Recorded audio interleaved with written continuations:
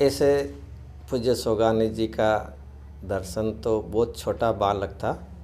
तभी जब वे पूज्य गुरुदेव सिंह की 75वीं जन्म जयंती थी, दादर पंचकल्याण था, तभी उन्होंने थोड़े दिन के लिए बम्बई के जवेरी बाज़ार मंदिर में प्रवचन दिए थे। तभी मैं भी वहाँ पहुँचा था, लेकिन तभी तो मैं समझो 11-12 साल का लड़का था। लेकिन उनका चेहरा देखा है ऐसे पूरा मेरे याद में, स्मरण में अभी भी वो इतने ही प्रत्यक्ष रूप से है।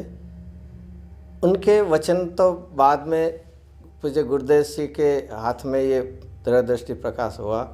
फिर हम तो छोटे थे, पहले तो गुरुदेव सिंह ने वो तीसरा भाग भी नहीं दिया था, लेकिन जब भी फिर गुरुदेव सिंह के साथ परिचय में और गुरुदेव सिंह बार बार ये कहते थे, फिर पढ़ा, तभी ऐसा लगा कि उनकी अपनी एक अनूठी शैली है जो आत्म आराधना में जिसकी महत्ता है, ऐसे दृष्टि के विषय में उनकी मानो मास्टरी थी।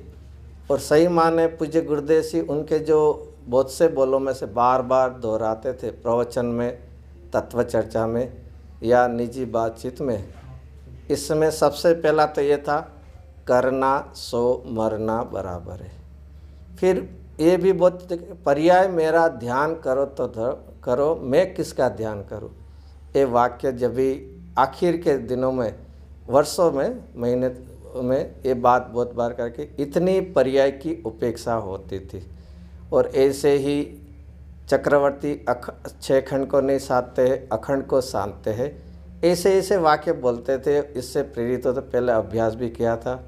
और ये समय में पूज्य गुरुदेव के पास ऐसी भावना जगी कि यदि इस द्रव्य दृष्टि प्रकाश पे, खास करके उनके तीसरे तत्व चर्चा पे, यदि पूज्य गुरुदेव सिंह का प्रवचन होता तो हम, जैसे पूज्य गुरुदेव सिंह ने पूज्य बेन सिंह के वचनामृत पे प्रवचन किए, और शायद ये पहला कोई धार्मिक के लिए तो अवसर होगा कि किसी ने, गुरु ने अपने शिष्य के वचनों पर प्रवचन किए हो, तो शायद ऐसा भी एक मौका हम सबको मिलता कि दृष्टि पे पूज्य गुरुदेव सिंह का प्रवचन होते तो पूज्य सोगानी जी उस में क्या कहना चाहते थे, इसकी गहराई तक पूज्य गुरुदेव सिंह ले सकते थे, अपनों ले जा सकते थे, और इससे हम सब भी और अधिक लाभान्वित होते थे।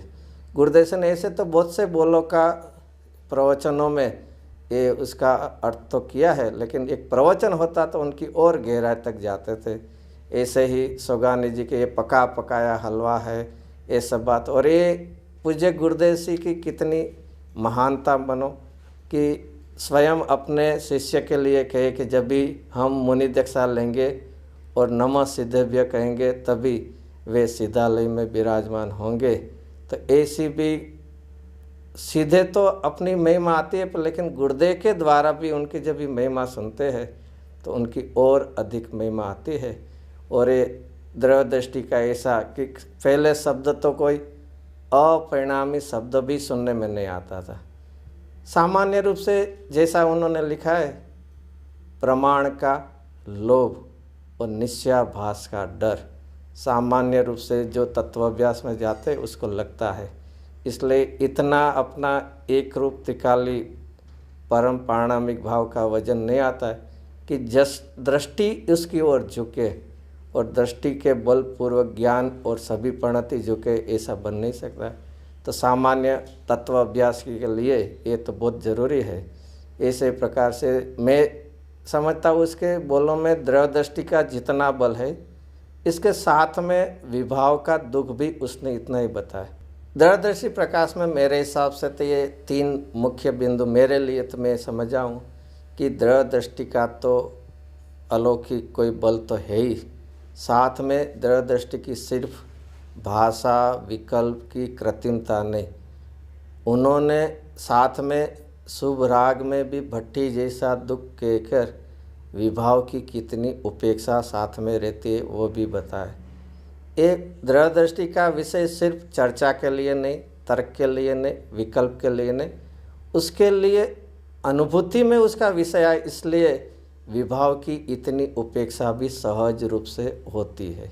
सिर्फ बातें की बात ही नहीं कि मैं मुक्त पर्याय से भी भिन्न हूँ, मुक्त होना हो तो हो, मुझे क्या, ये शब्दों की बात नहीं है, साथ में भव का भी इतना दुख होना चाहिए ये बताया। और तीसरा बिंदु है उपकारी प्रति कितना अपना उपकार होना चाहिए। अनंत तीर्थंकरों से अधिक पूज्य गुरुदेव जी ऐसा कहने का अर्थ ऐसा नहीं है कि कोई तीर्थंकरों की विराधना करना है।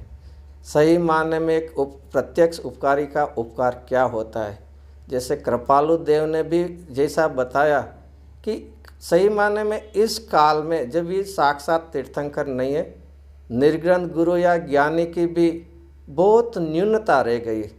शास्त्र जिनवाणी है, लेकिन जिनवाणी का सही रहस्य तक पहुंचाने वाले प्रत्यक्ष उपकारी का उपकार क्या होता है, वो उन्होंने अपनी लेखनी द्वारा कि गुरुदेव जी को याद करे और आँख में से गर्म आंसू निकले।